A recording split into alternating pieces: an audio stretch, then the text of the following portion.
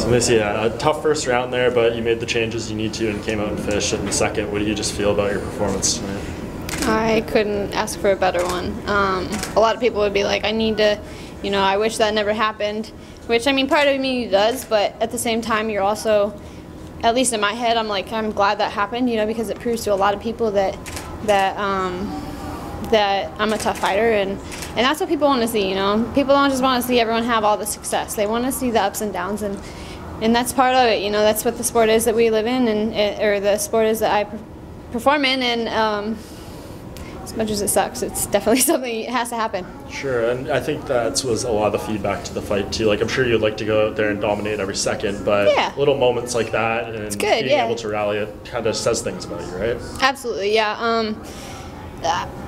Obviously, our goal is to keep our head moving and not get hit and not take blows, because that's head trauma, head damage, you know, and brain damage that we don't want to take. But a little bit, I think, is healthy, and it teaches you a lot about yourself and where you need to evolve. So, yeah, I'm happy with it. Yeah, did she ever actually have you in danger, or was it more like frustration? Well, I'd say she had me in danger if I was dropped, but I wasn't frustrated, actually. You know, I just knew that I've seen people get emotional in fights, and I try not to do that, because, you know, if you're frustrated or emotional, then you're not clearly thinking. So I try to stay pretty calm and keep a clear head until that last bit of the fight, and then I can let out my emotions and scream. So I guess I'm notorious for that. Yeah, and obviously you hurt her with your strikes and stuff. Do you feel like you carried that same power at 115, or do you feel like it's because you're at 125 that, you know, it does a little more? I'm powerful at 115, but I'm a different fighter at 125, especially because, you know, I'm slowly becoming a healthier version of myself, and yeah, I definitely possess dropping power at 125. You're 7-0 now, Maycee. Your nickname is the future. I've got a lot of people talking. Do you think there's any sort of merit to the comparisons to Ronda Rousey? I was 7-0 before I walked in this arena. Okay. Just so you know. Sure. No, I'm kidding. No, you know, I mean, in a way, I guess people could look at it like, oh, she's undefeated, she's got the thing like Ronda did, but I'm a completely different person than Ronda, and that's no disrespect to her. I mean, she's a phenomenal athlete, phenomenal fighter.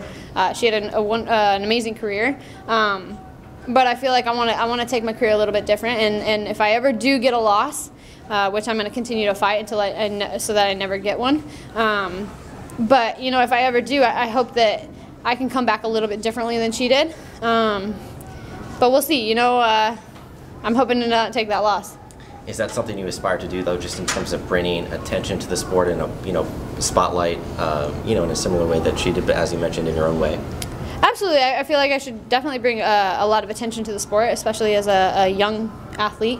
I feel like I do that a little more as a young female athlete than just a female athlete. You know, I'm kind of like the face for all of us up-and-coming fighters who are well-rounded, who are tough. You know, we work hard, and we're coming to finish again. You know, we're like the whole new breed of athletes that are coming.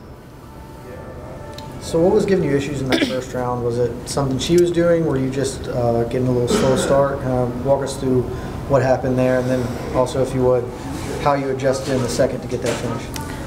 Honestly, I think it's just finding my rhythm. I don't think I found rhythm yet.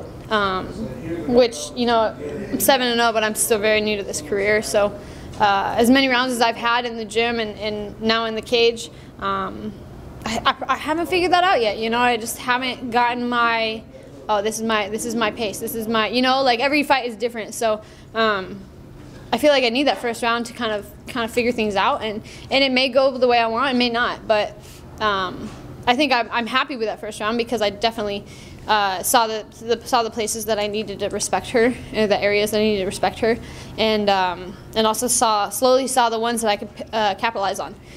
We noticed that, or at least I noticed in my southpaw stance, I wasn't having as much success, and so in the second round, I preferred to be in the orthodox stance, and that's where I was having more of my success, and that's where I caught her, and yeah, I figured that out in the first round. And so coming in, was southpaw part of the game plan coming in, and then you just had to adjust on the fly? Or? No, I mean, we trained both stances, and for the longest time, all through camp, I just felt really good in my southpaw stance, like really good. And for some reason, my orthodox stance, my other stance, didn't feel quite as comfortable. You know, I felt a little bit clunky and a little bit slow, and I was like, it's not as smooth as the southpaw, because my southpaw was smooth. But yeah, in the fight, it was just different. You know, it didn't feel as right, and I didn't feel like a counter. But maybe that's because she was a southpaw. You know, a lot of fighters aren't southpaw, so. Maybe that was it, you know, but we figured it out. Yeah, any idea when you want to fight again after this? International Fight Week was the goal, yeah. But we'll see. I'll talk to the team. I'll talk to everyone in the UFC, and we'll figure it out. You belong on big cards, right? That's right. So no injuries coming out of this. Everything. I feel like I'm gonna start making the card big though. So doesn't matter what card we put me on. It's gonna be a big card. Yeah. So that timeline would still work. Sorry guys, my nose itches. You're all fine. You're all good.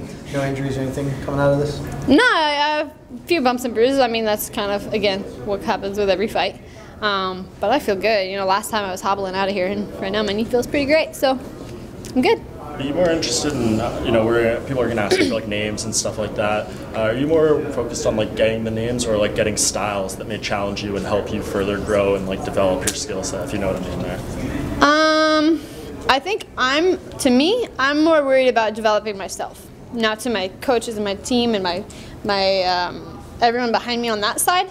They're more of the ones that'll should be, you know, we need this style to be able to evolve you here. We need this style to be able to evolve you here. I feel like that would be a little bit more, that would make a little more sense, right? But my whole goal is to make me the best I can be. Their job is to tell me, you know, we need this and this and this to help make you better. So I think it's a combination of both.